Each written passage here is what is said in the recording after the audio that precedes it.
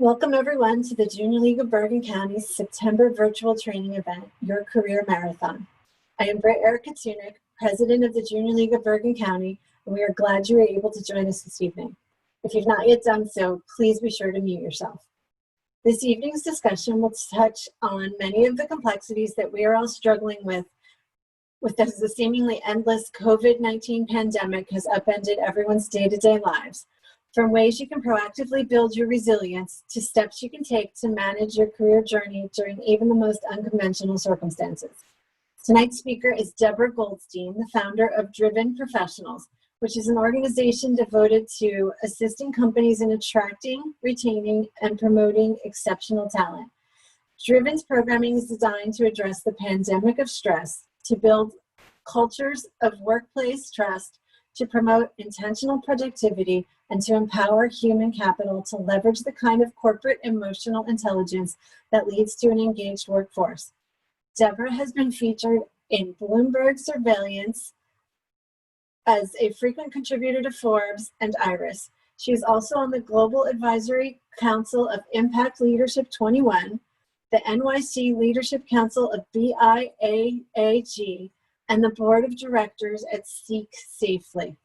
Prior to launching Driven, Deborah had a career in the restaurant industry, which included the launch of her own restaurant, Goldie's by the Bridge in Sleepy Hollow, New York. And now, without further ado, I'd like to hand things over to Deborah. Thank you, Britt. I'd love to see some faces. If people would like to turn on their cameras, it would make it so much more personable to be speaking to people's faces instead of little black boxes. Thank you, Heather and Tiffany, and I really appreciate that. And before I jump in to what I'd like to share with you today, I would love to get a sense of what you're feeling right now. And this is going to be an interactive session. So Britt, if you would launch the first poll, get some interaction. So you can check all that apply to you. I feel like there's never enough time to do what I need to do. I'm always rushing from one task to another. When I'm with those most important to me, I'm not always really with them. I have too little time for the activities that I most deeply enjoy. I spend much of my day reacting to immediate crises rather than focusing on activities of longer term value, and I'm just plain exhausted. So go on and fill that out, and we'll see what people are feeling in the galley, Britt, yeah?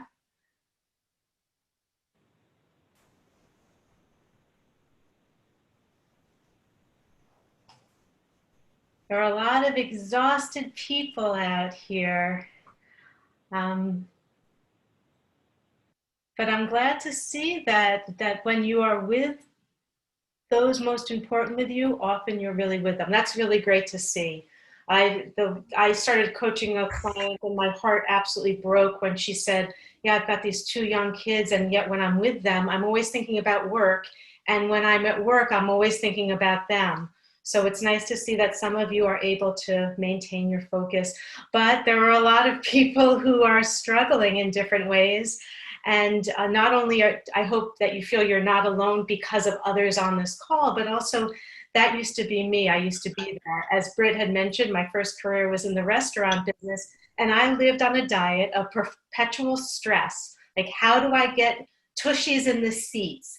And what happens if somebody calls in sick? And what happens if there's a snowstorm? And what happens when the fan breaks in the middle of a Saturday night when people are expecting their food and the kitchen is full of smoke?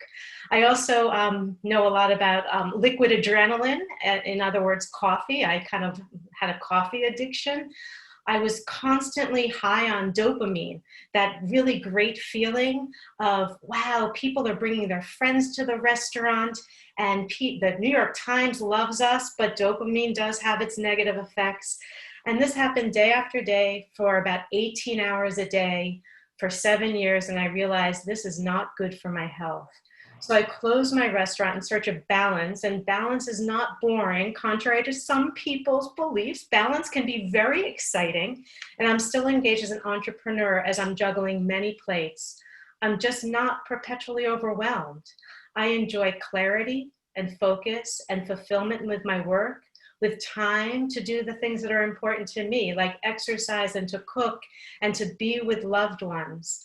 And it's partially due to intentional habits and strategic practices I've developed, and partially due to a great sense of humor and my growing resilience. And the bottom line is I walk the talk and model how I manage my own ambitious life with my clients. And the result that I get to see is them being able to excel and have a fulfilled life. So that's a little bit about me. And what I'd like to invite you to do right now is take a moment to consider how you'd like your life to look and write it in the chat box. Do you like the idea of clarity and focus and time for exercise and meditation and cooking and hobbies? So write what's on your mind. How would you like to envision your life?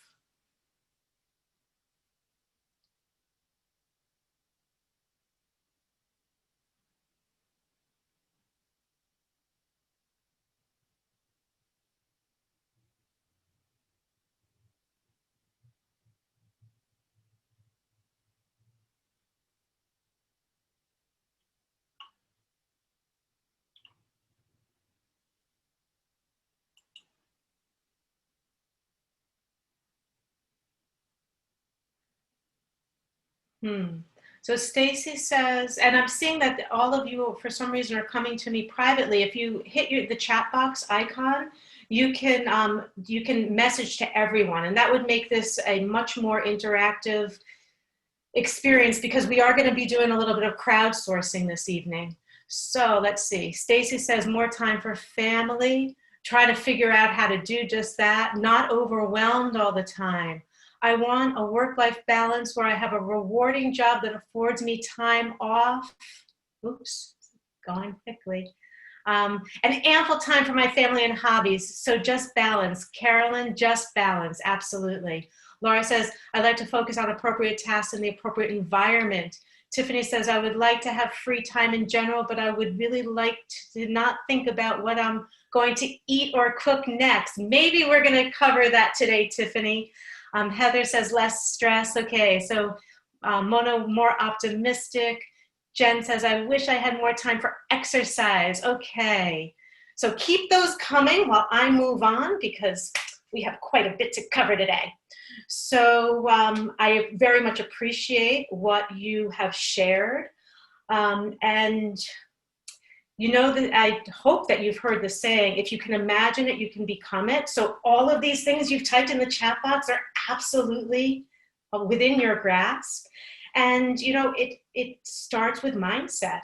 And I think of myself perpetually in training for my career, like an athlete trains. So right now I ask you to consider, are you an athlete? And just write in the chat box, do you consider yourself an athlete? And when I looked up athlete in the dictionary, here's some of the phrases that came up. So a person who's trained or skilled. They require strength and agility and stamina. They compete. So what do you all think? Are you athletes? Just yes, no, maybe, sometimes, I wish I were. Write in the chat box what you think. I feel like I'm an Olympic athlete, Teresa. Is that because you work out, or is that because you're always on the run? And what do other people think? Do you feel like you're athletes? Olympic status, love it. I'm at work, Mona's at work. How about, and Mona, I think that you have just summarized what one of the points I'd like to make today is that we are all athletes. We are corporate athletes. And when you think about how athletes train, they train in a very specific way and they're intentional. So just think about a tennis player, since that's what I've got up on the screen.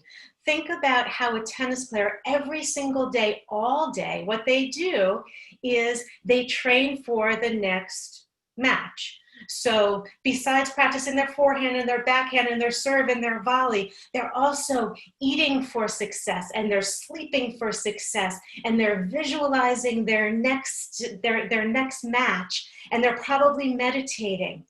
And what they do is when they get to game day, they're absolutely ready. They're at their best to play the game. And after the game, win, lose, or draw, they refresh. And the very best athletes, the very best tennis players, for example, they are the best able to recover the most quickly from setbacks. So they botch a volley, they have to regroup. If they double fault, they have to just let that go and focus on the next serve.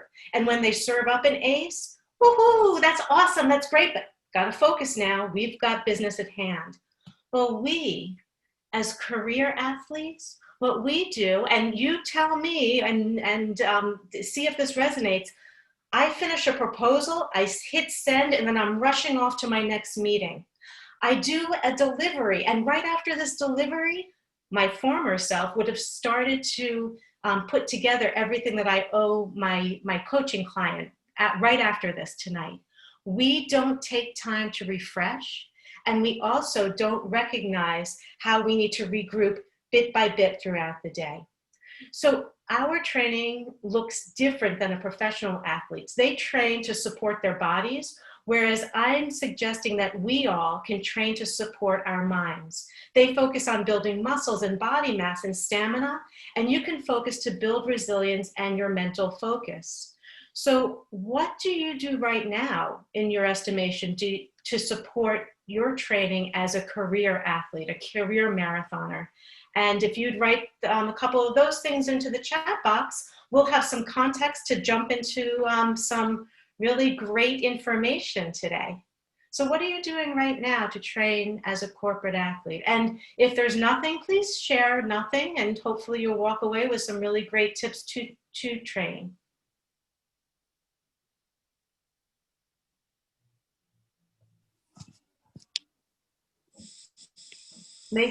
Clear my head before work each day. Heather, that's awesome. Book club on leadership and business books monthly. Teresa, that's great. What are other people doing? Go outside for a few minutes. Yes, so good, Stacy. So we're going to be dipping our toes into some other ways you can support yourself during this hour.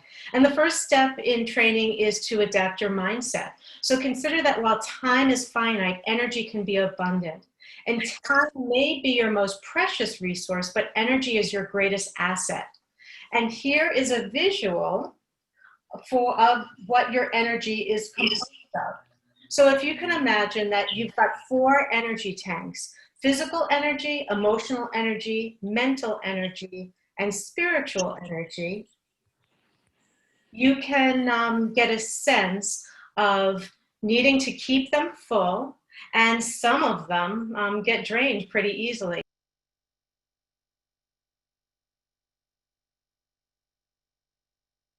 A tennis player practices to support their physical energy, whereas we get to support our mental energy because that's what we're paid for. So let's look at some ways to proactively build your resilience, refreshing your energy tanks to pace well during the marathon. And let's start with physical energy. And I don't know about you, but when I'm not feeling well, my physical energy is not up, I am not as good as I can be. And the first area of physical energy is, of course, physical fitness. And one of the comments was they get out and they exercise. And some of us feel like there's not enough time. And I know that I saw that in the chat box, that you don't feel like you'd like to exercise more. Well, there's good news there, because a cardiovascular workout, which is wonderful for your physical fitness and for your life's longevity, it constitutes as 20 minutes of your heartbeat over 120 beats a minute. 20 minutes a day of a brisk walk, getting your heartbeat over 120 beats a minute, constitutes as a cardiovascular workout. If you can do that 5 days a week, you are in great shape, because not only does that help with your physical fitness, it also helps with your mental focus. And now that it's getting cooler and darker earlier, and by the way, welcome to the first day of autumn, ladies. When you get outside to exercise, it's kind of like you get double points, because when you're outside, the sunlight actually helps you by releasing nourishing hormones like serotonin and dopamine and endorphins, and that ends up reducing hormones and lowering blood pressure. So if you can just keep in mind, 20 minutes, 120 beats a minute, you're doing great. So Britt, will you please launch the second poll? And it's a poll about sleep.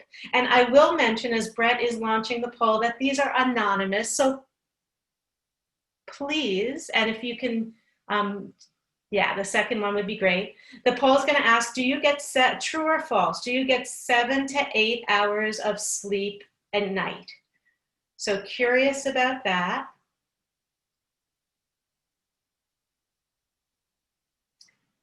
True or false? And again, I will mention that this is an anonymous poll.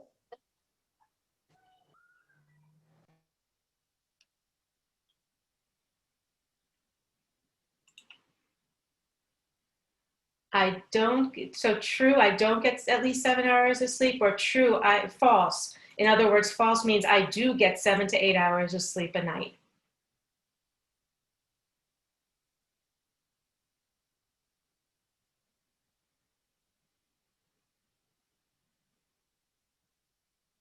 Brett, do we have results that you can share? So most of you are not getting enough sleep. And more research is coming out about the importance of sleep and how lack of sleep can contribute to long-term challenges. And this is a really fascinating fact, that if you don't get at least 6 hours of sleep for 3 nights in a row, you present as if you've had a couple of drinks. So sleep is important, and it actually, what the importance is, it scrubs your brain. So we as corporate athletes, we need to show up fresh and focused. And what sleep does is it scrubs our brain. And so speaking of brain, the next piece is nourishment. And I'm curious about how you feed your body. Do you eat brain food? And I like to ask my clients, are you a workhorse or a racehorse? When you think about how racehorses are fed, they're fed really well, whereas workhorses, they're fed on a diet of hay. So here on the slide are a dozen brain foods. And somebody in the chat box had written that they wish they didn't have to think about what they're going to make for each meal. You can take a look at the left-hand column, and you can actually batch cook whole grains. I just made a double batch of whole grain rice or brown rice. You can make a batch of lentils, and you can roast some sweet potatoes at the beginning of a week, and very quickly, in 5 minutes, you can saute those 3 things up, and you can put a fried egg on it, or a hard-boiled egg on it, and just think about what you're doing for your brain. We are paid for our brains. So that is a little bit about the left-hand side of this slide. So think about how you can batch cook. Think about how you can mix some of those flavors. And these are all whole foods, and they are super healthy for your brain and your body. You'll notice that there are a lot of colors there, beets being red and sweet potatoes being orange. That's important to, and of course, spinach and broccoli, the greens. It's important to think about the color of the rainbow as you're thinking about your nutrients. And on the right-hand side, all of these things can be used as snacks. So I know that a lot of people are working with kids at home, and one of my clients who has 4 kids under the age of 8, she's been pre-packed. Yeah, Mona, I saw that look. That's ridiculous. ridiculous, right? She's been pre-portioning snacks, and it's made her life so much easier. And Teresa, I love that you love the chocolate, but I do want to point out that chocolate is not Hershey's chocolate kisses. It's chocolate with a cacao content that is over 70%. So think about that high cacao chocolate, and you're in great shape. And I do want to point out water to you. Often we are not hydrated enough, and our brain is, when we have headaches or when we're hungry, it's often a sign. Thank you, Brett, for taking your sip of water right there. But we're often dehydrated. So a little tip for you, when you want to figure out how much water you should be drinking each day, take your weight, divide it by 2, and that's how many ounces of water you should be drinking every day. So that's a little bit about your physical health and how to maintain your physical energy. Let's move on now to emotional energy. So Brett, if you would launch the next poll about so folks, true or false, and I'll remind you that this is an anonymous poll. I frequently find myself irritable, impatient, or anxious at work, especially when work is demanding. Do you find that that's true, or do you find that that's false?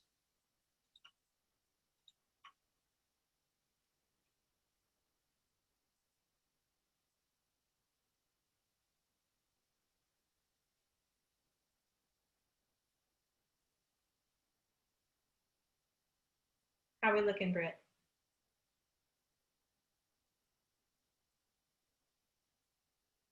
So 66% of you are saying that's true. And my friends, those are all examples of emotions. And in fact, we are human chemistry sets, and emotions are our elements.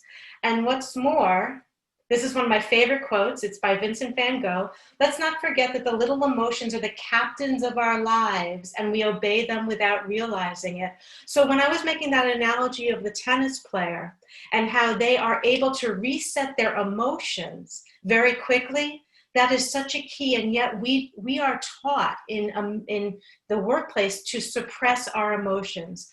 Emotions are so incredibly important to recognize because of what they're doing in our brain. So for 2 minutes, because I'm such a brain science geek, I would love to give you a short brain science lesson. So this is the picture of a brain. And in the middle of the brain is the amygdala, which is the most primitive part of our brain.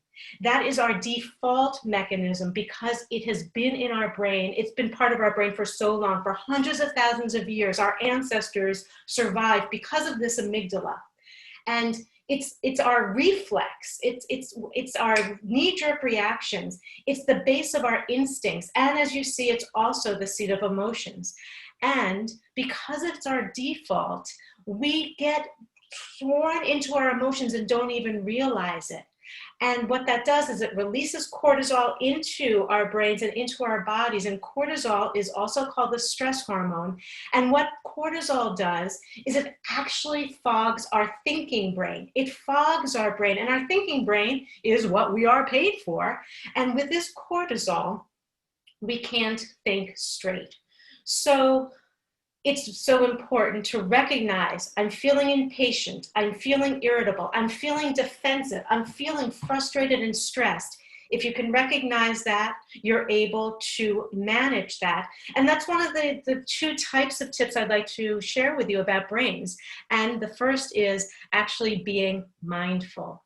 So as I am pulling up a little audio for you to listen to, I invite you to breathe right now. And what I mean by that is take some deep breaths in through your nose and feel your chest expand.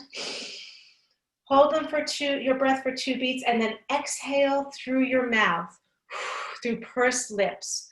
So start breathing because you're going to be doing that during this 2-minute audio, and enjoy. I invite you to close your eyes and imagine yourself getting into this hammock. Please sit or stand in an upright position that is comfortable for you.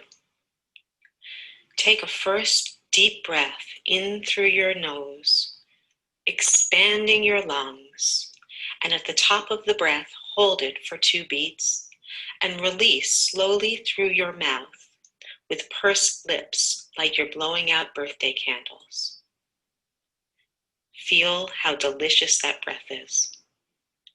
During this next breath, inhale deeply through your nose. Feel your lungs expand. At the top of the breath, hold for 3 beats, and as you slowly release your breath through your mouth, ask yourself what emotions you're feeling. Are you anxious? Are you excited? Are you nervous? Are you hopeful? During the third in-breath, deeply inhaling through your nose, feeling the cool air crossing your nostrils. Hold for 3 breaths at the top.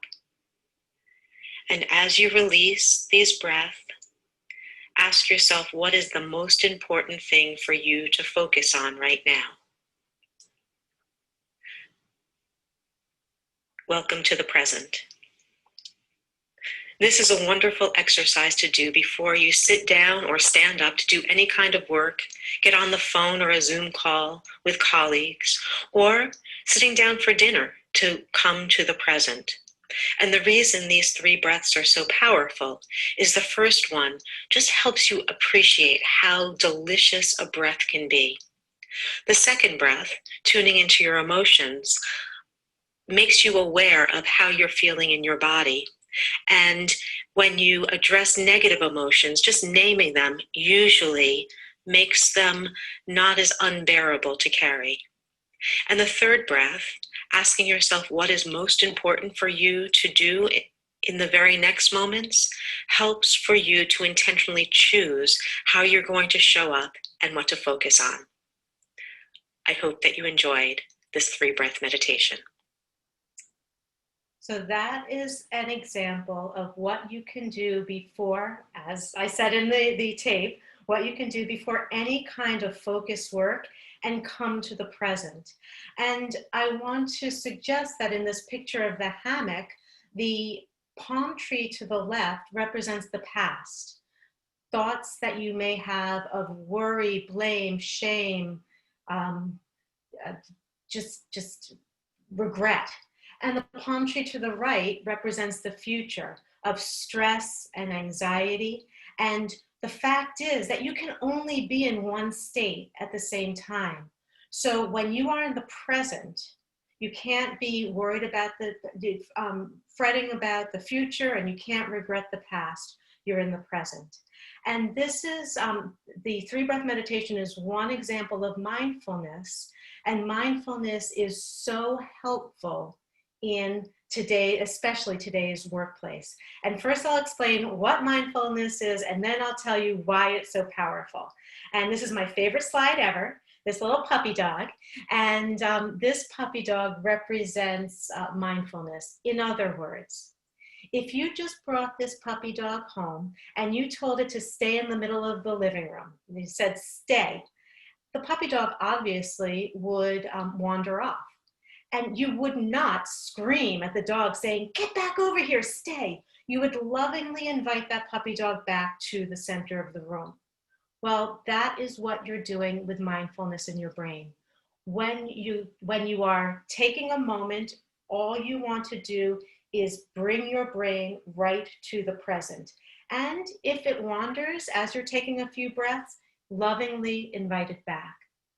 And the reason this is so important to practice, in other words, mindfulness is a practice that can help you so greatly, is because as you continue to invite your mind back to the present, you're better able to respond to situations. So here's one of my favorite quotes, and it's by Viktor Frankl.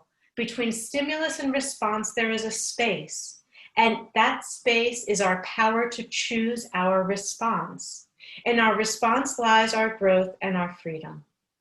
So as you practice mindfulness, you're training your mental muscle to continue to come back to the present. And what that does is allows you to respond, not react in situations.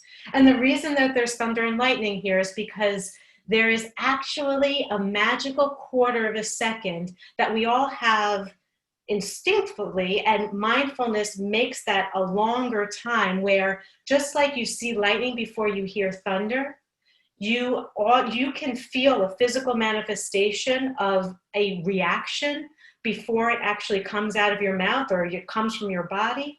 And with mindfulness, you expand that time so you're better able to respond, not react. In other words, I'm sure that all of us look back at times where we've yelled or we've screamed or we've said something inappropriate or we've walked out, and looking back, we're like, oh my God, I can't believe I did that. With mindfulness, you're better able to respond. So those are two techniques that I wanted to share with you. And excuse me, that was the first technique. The second technique is to mind your words. As my mentor, Judith E. Glaser, used to say, words create worlds. Excuse me. So I want you to consider the words that you're saying to yourself and to others. And they can keep you as a prisoner in your primitive brain, or they can allow you to tap into your prefrontal cortex. So there's a technique that I love to use with my coaching clients, and it's basically changing automatic negative thoughts to positive automatic thoughts. And I'll run you through a few of them. So if your instinct is to say, I really should, or I need to, change that to I get to and I can. And if you say that right now in your brain, I really need to, fill in the blank, to I get to, if you tune in, you'll feel a difference in your body. Likewise, I can, to I can't yet. I can't makes me feel frustrated. I can't yet makes me feel hopeful. I'm angry or I'm frustrated, to I'm feeling angry and I'm feeling frustrated. This is simply because I am not anger. When I am feeling anger, that does not indicate what I am. It indicates a snapshot in time. And in fact, emotions only last 90 seconds. So if I can separate myself, I am feeling anger, I'm feeling anger versus I'm angry, it better allows me to zoom out and to better manage the anger, to acknowledge it. I'm feeling angry. And then I can ask myself why, and then I can actually do something about it. I'm a failure turns into I failed, which is the classic growth mindset, is I failed. What can I do next time to do better? And then my coaching clients love this, because how many of you say you're sorry? And how many of you say you're sorry way too much? So that turns into thank you for your patience. Because in that way, first of all, you're not feeling bad and sorry and less than. And second of all, it gives the other person that you're apologizing to the power. Like, thank you for your patience. That's appreciation, and appreciation makes people feel good. So that's a little bit about emotional energy, and let's move on to mental energy right now. Britt, would you please launch the next poll?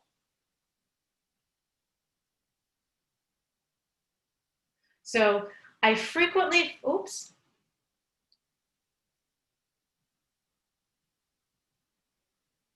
Then if you can find the next one, that'd be great, Britt.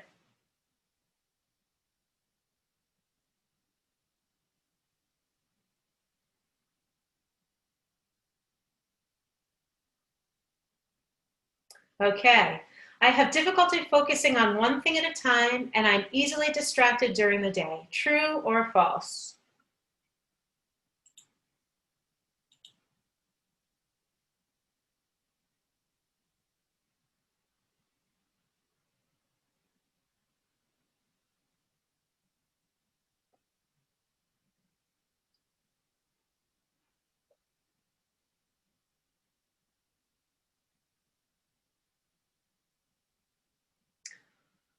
Well, ladies, the good news is we're all mere mortals, right?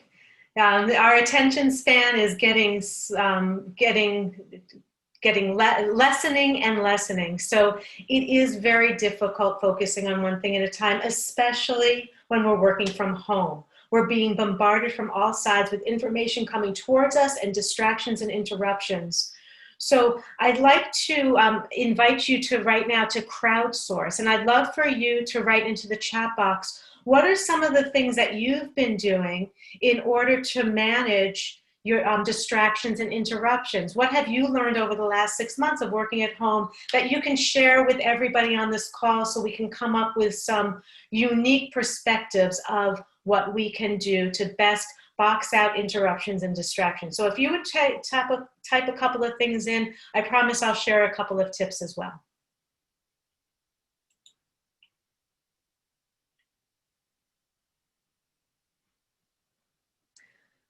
Putting a do not disturb sign on my IM tool, excellent. That's so smart, Linda. And Linda, do you also turn off other notifications? Sounds like you're not alone, Linda. Rachel does that as well.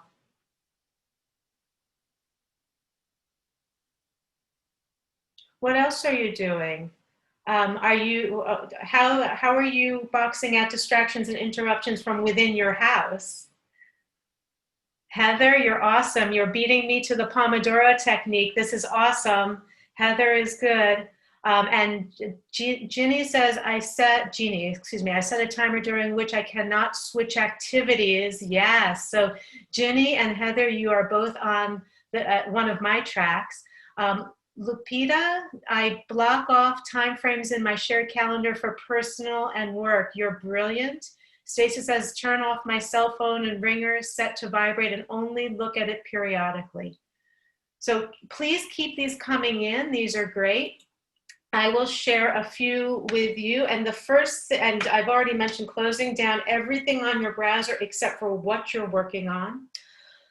One of the things that my neighbor does, I mentioned the person with 4 kids under 8 years old, and Mona, don't hold your breath again. But what she does is she has a sign that she puts on the back of her computer. And the sign actually, and even though the kids can't read it, the kids know that when that sign is up, mommy is in conference and mommy will be with them to play as a reward right after the call. So what she's doing is she's making her conference calls spread out. So, and her work spread out, so she's able to play with the kids or read to the kids or do something with the kids intermittently between calls. Other people are putting headphones on without any kind of music on, except like white noise, so they can better focus. And folks, I want to share with you that we interrupt ourselves as much as others interrupt us. There's a study by, I'm forgetting her name, Mark. Her last name is Mark. Sorry, forgetting her first name, but Gloria Mark, and she's from Irvine, University of Irvine, California, and she's done a whole bunch of productivity studies, and she found that we interrupt ourselves 50% of the time. So by being aware of that, you can be better able to recognize, oh, I get to focus more clearly, and I'll get to that in a moment, but I also want to suggest that one of my clients who was most successful in managing her mental energy did this. What she did was every evening before she went to bed, she wrote down what was tomorrow's top priority. One priority, top priority. She wrote that down. She wrote down what she would need to maintain the energy she needed for the next day in order to make it successful. And then she wrote down what challenges she would need to be managing the next day. So each night before she went to sleep, she set her timer for 2 minutes and she wrote about these 3 things. And then the next day, whatever her top priority was, she set a timer, just like a few of you had suggested, and she told her staff, this was pre-COVID, she told her staff that she would be closing her door for 30 minutes to work on the top priority. She came to me because she had an open door policy and she was struggling mightily to keep up with her job and keep up with her 18 direct reports.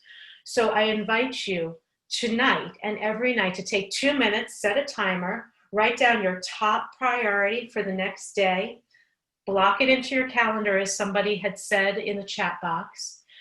Decide what you need to maintain your energy. Is it exercise? Is it a really good breakfast? Is it 10 minutes of meditation? Is it calling a loved one? Determine that. And then determine what your challenges are going to be. Are you taking care of the kids? Are you distracted because I need to call my accountant and get some stuff done? So that's hanging over my head. And just by naming it, I'm better able to manage those challenges, the emotional challenges, and see how you do with that.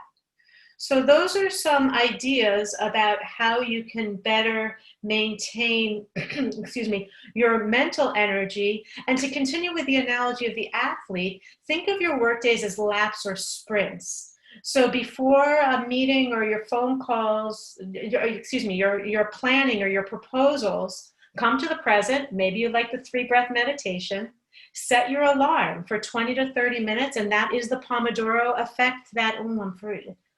Who mentioned the Pomodoro? Yeah, see, it's too late in the day, and I'm forgetting who mentioned the Pomodoro effect. But Pomodoro technique, I think, was it Jeannie? But so the Pomodoro technique is to set your timer.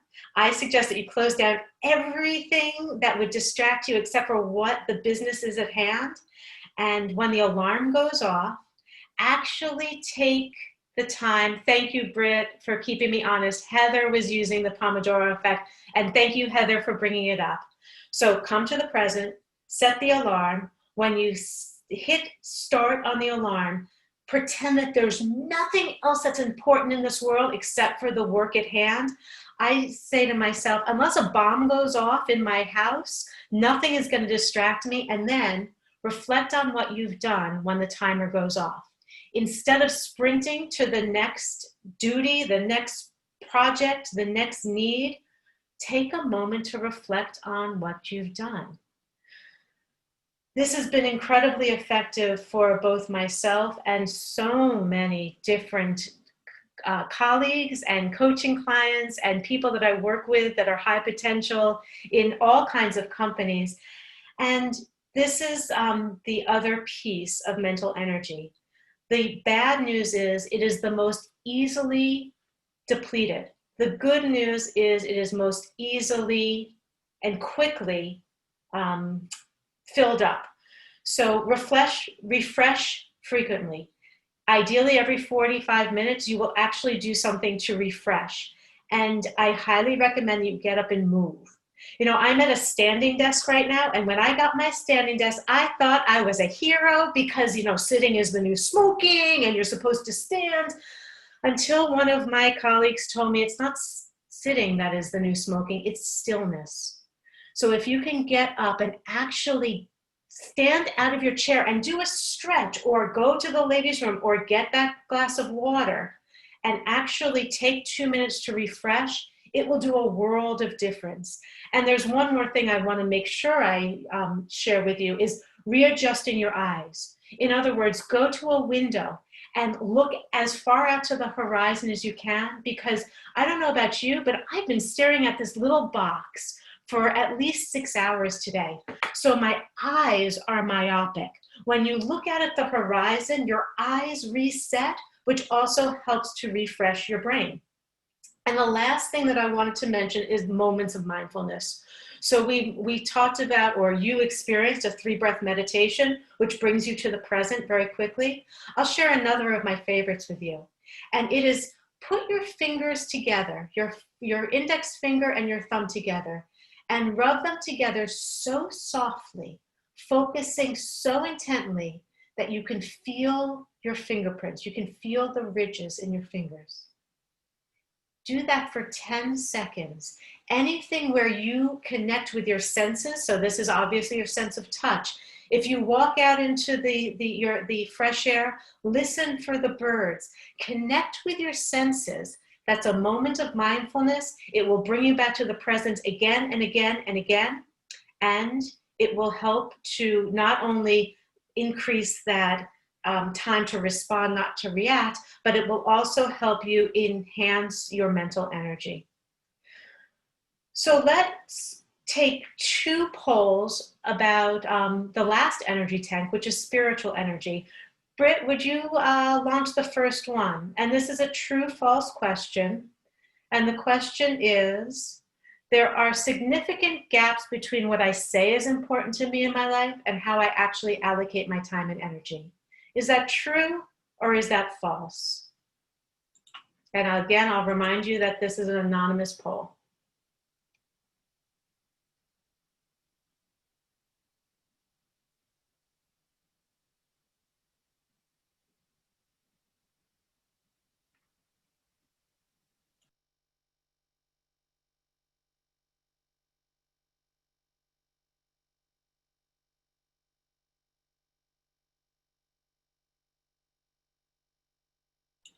I am thrilled to see that that is false for 50% of you. I am sad to see that that's true for 50% of you. And Britt, if you would please launch the next poll. And the next poll is simply, do you celebrate? And the first answer when Britt gets this up, and I've got to commend Britt because this is the very first time she's doing polls, and Britt, you're a rock star. So do you celebrate? Do you celebrate the biggies like getting a raise or a promotion? Do you celebrate everyday accomplishments and achievements? Do you mean to celebrate but never get around to it? Do you not celebrate because who has time to celebrate? Or do you have nothing to celebrate? What are your thoughts about celebration?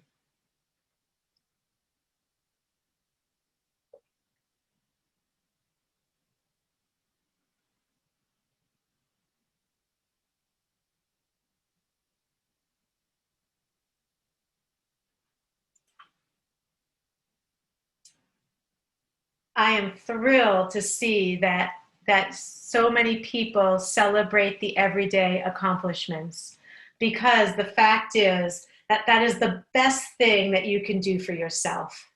It is so healthy to celebrate again and again and again to enhance your spiritual energy. Spiritual energy is that reason that we live, the reason that we are excited and hopeful and appreciative. And, you know, it's so important to celebrate again and again and again, because negative feelings are like Velcro, and positive feelings are like Teflon. You know, when I feel good about, oh, I have just completed delivering this workshop or this talk and people were active in the chat, I'll remember that for very little time. I'll feel good about that for a very little time. But the fact that I just stuttered, I'm going to remember that for days upon end, unless I'm intentional about not. So celebrating the small things is a brilliant concept, because back to the brain science, our brain doesn't know if I'm saying rock on because I got to my Zoom call on time, or rock on because I just got a new client. Our brains don't know. In other words, my brain, when I say, yes, great job, it releases a hit of oxytocin. Oxytocin is that feel-good hormone that allows us to be engaged and allows us to be creative and productive. The bad news is oxytocin only lasts in our body for about 4 hours, whereas cortisol, that stress hormone that I mentioned before, that pumps through our body for over 24 hours. So we don't need to, but we get to find times again and again and again through the day to say, good job, rock on. I asked a really great question on this phone call. I am so pleased. Yay. Or I just gently pushed back on something that I didn't really believe in. Even though I was intimidated by the person that I was on the Zoom call with, I asked for permission to push back and I gently pushed back. Good job, Deborah, I put up for myself. So celebration again and again and again is one wonderful way to enhance your spiritual energy. And another is a gratitude journal or a celebration journal. A lot of studies have shown that a gratitude journal enhances your feeling of well-being and your feeling of accomplishment. So I will offer you the challenge to every morning, first thing in the morning, to write down 3 things that you're grateful for. and an interesting twist for women, because we feel like so much that we do, and we do so much that we do is not a big deal, or it's part of our job. So I encourage you to write down 3 things that you've done the day before that has contributed to your goals, whether they be work goals or they be your personal goals. And after you write each one down, give yourself a little high five, mental rock on, mental fist pump. And here's the real challenge. The real challenge is not to write 3 things down every day, it's to not repeat them. And the beautiful thing is you will continue to find things that you're grateful for, because there are so many things that you do each day that are like Velcro and you forget about. So I'm hoping that some of the things that we went over today resonated with you. And if they do, I would like to invite you to take a nickel tour with me right now to learn a little bit about Driven's newly released e-course. It's called, as you can see from the cover, Intentional Productivity, 12 Principles to Design a Life of Clarity, Focus, and Fulfillment. And basically the clarity is determining what is most important for you in your life. We focus on the habits and practices that you can create in order to achieve that focus. And the fulfillment is the reward for your efforts. And I'm super excited about it. It was just launched a couple of weeks ago. I haven't even publicized it yet, but it is incredibly gratifying to know that with the hundreds of people that I've coached over the years, these 12 principles have come into play again and again and again. And the cool thing is that you'll recognize that a life of clarity, focus, and fulfillment is closer than you may think. Most of my clients see that the greatest strides are due to small changes in how they're living their life now. So just one more analogy to the tennis player. If you've ever done a sport, tennis or golfing or even volleyball, often if you change your alignment, in tennis and golf, I know if you change your hip alignment just 1 degree, it can change your whole game. And that's what I've discovered with clients. When you discover how to incrementally make tiny changes, they add up drastically. So we've laid out 4 phases of this course. The first phase is to open your mind. In other words, to recognize the mindset that you can adopt in order to change your life. The second phase is to really zoom out of this purposefully blurry picture, zoom out to see perspective, to see how you can better use your energy and your scheduling techniques to get the most important things done each day.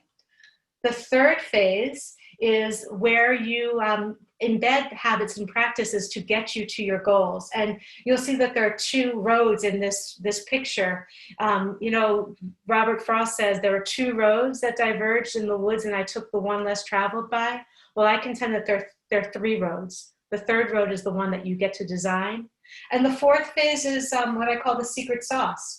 It's health, how to self-care, how to celebrate. There's a whole module about celebration. And then the last module is about how to actually make this all sustainable. So unlike a diet where you lose 20 pounds and you gain it back, this is actually a sustainable way of life. And each of the 12 modules is full, based on neuroscience and philosophy, but filled with inspiration and over 30 tools and templates to be able to employ to get you to your goals. There are a dozen moments of mindfulness and videos that are throughout this beautiful, if I do say so myself, rock on Goldie, my beautiful workbook. So if you would like to take a look at it, I invite you to go to drivenpros.com, click on the tab that says on sale, e-course. And then if you choose to invest in yourself and in this, if you use the promo code Bergen, you'll receive a 10% discount. So I just want to sum up what we went over today as far as the content, to pay attention to your energy tanks to compete rigorously with grace in your career marathon, to choose to proactively build your resilience. You can enhance your physical energy by embedding self-care habits, as well as to recognize how healthy eating makes such a big difference. You know, since I mentioned self-care habits, when we follow up, when Britt follows up with a message to you all, we're going to be sharing with you one of the templates from this intentional productivity workbook, and it's a habit tracker, which has helped me for years and years to make sure that the habits I determine most important to me get done each day. So hopefully the habit tracker will allow you to better be successful in your self-care. So that's a little bit about physical energy, to make sure that as you go through your days, to pay attention to your emotion and change your self-talk. You know, self-regulation is the Jedi mind trick of America, and you get to determine how you manage your emotions by practicing mindfulness and being mindful about the words you choose. As far as mental energy goes, think in sprints when you're doing the heavy lifting work that you do each day, and really be critical about deeming what is most important for you to do each day, and then celebrate each and every day, hundreds of times every day. So that is what I have to say today. And I'm wondering, Britt, as we went through, were there any questions in the chat box that we should go back to? I think you got most of them. No, it was mostly input on what you asked about. Okay, so I would love to invite you to chat into the chat box just once more, because I am perpetually curious. And I would love to hear what resonated with you today that you would commit to employing in order to make yourself a better career athlete. What one baby step will you start to employ starting today in order to make your life that much sweeter?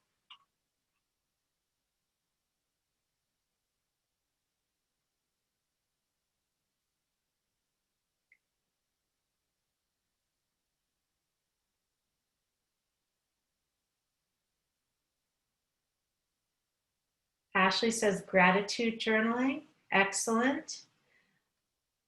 Pomodoro attack, says Linda. Mona, stop saying I'm sorry. That is awesome. And I'll just share, as others are typing this in, when I launched Driven in 2013, I recognized that I said sorry all the time.